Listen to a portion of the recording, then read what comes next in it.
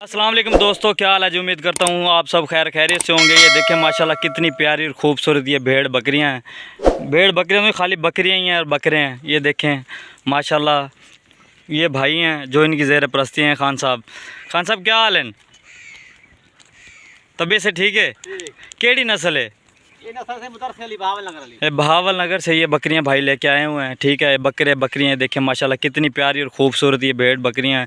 ये टोटल देखें जंगल का इलाका है। इनका सारा दिन यही काम होता है।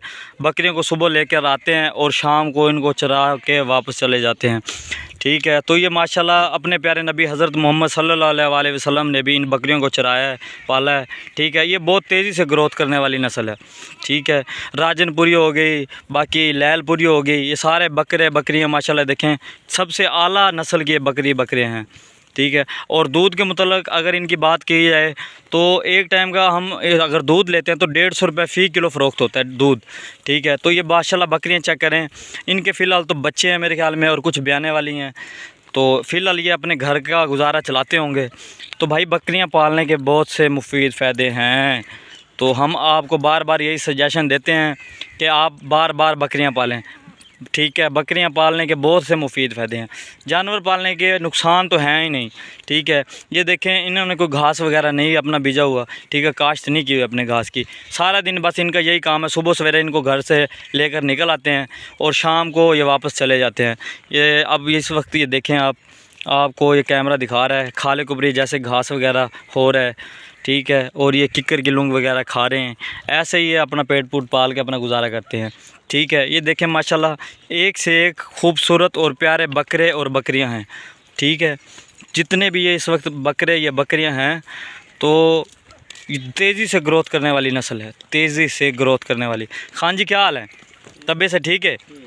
तो ये हमारा है सराकी एरिया यानी कि लंगा बस्ती और रिडा वाले चक से ये भाई का ताल्लुक़ है। और शायद रीड ताल्लुक़, रीड कौम से ताल्लुक़ है। और बल्कि रीड से मुतल्लिक़ मुझे याद आ गया, ये भी हज़रत नूह अलैहिस्सलाम की आल में से आए हुए हैं, क्योंकि ये अरब से आए थे। इनके एक रिश्तेदार हैं जो इस वक्त हमारे वहाँ बुद्धों में मुकीम है, नसीर खान रीड। तो उन्होंने तहकीक की है। ठीक है, इनका सजरा नस्ब भी निकाला है रीड के मुतल्लिक़। रीड कौम एक कबायली इलाके से पीछे से आए थे ये अरब में से हिजरत करके। ठीक है, हिजरत करने के बाद फिर उन्होंने पूरा यानी कि रीड कबीले का ना मुकम्मल जितना भी सिजरा है उन्होंने ये निकाला है, कास्ट उसकी चेक की है। ठीक है, ये भी आप को जल्दी इस वीडियो में बताएंगे। तमाम दोस्तों से हमारी गुजारिश है कि आपने अगर हमारे चैनल को अभी सब्सक्राइब नहीं किया तो हमारे चैनल को सब्सक्राइब लाजमी कर दें ताकि आने वाली नई वीडियो आप तक पहुंचती रहे। बाकी रीड मुतल्लिक़ मैं आपकी बात कर रहा था, तो रीड कबीला एक ऐसा कबीला है जो हज़रत नूह अलैहिस्सलाम की कौम में से आया है। ठीक है, और इसकी आप अगर सर्च करें तो सर्च में यानी कि ये औलिया इकराम की लड़ी में से आ रहे हैं। ये हकीकत बात है। कुरैशी, अंसार और रीड कबील की हमने तहकीक की है, पूरी इसकी जान पड़ताल की है। ठीक है, उनमें से कोई जब अरब में से आए हिजरत करने के बाद कई मुख्तलिफ़ शहरों में चले गए, मेलसी, विहाड़ी और सिंध के काफ़ी एरिया में चले गए, सादकाबाद, घोटकी। हमने मुकम्मल तहकीक करने के बाद ये आपको सजेशन दे रहे हैं, हम ऐसे गलत बात नहीं कर रहे। ठीक है, अगर आप इसके मुतल्लिक़ जानना चाहें रीड कौम के मुतल्लिक़ तो ये हज़रत नूह अलैहिस्सलाम की कौम में से आए हैं।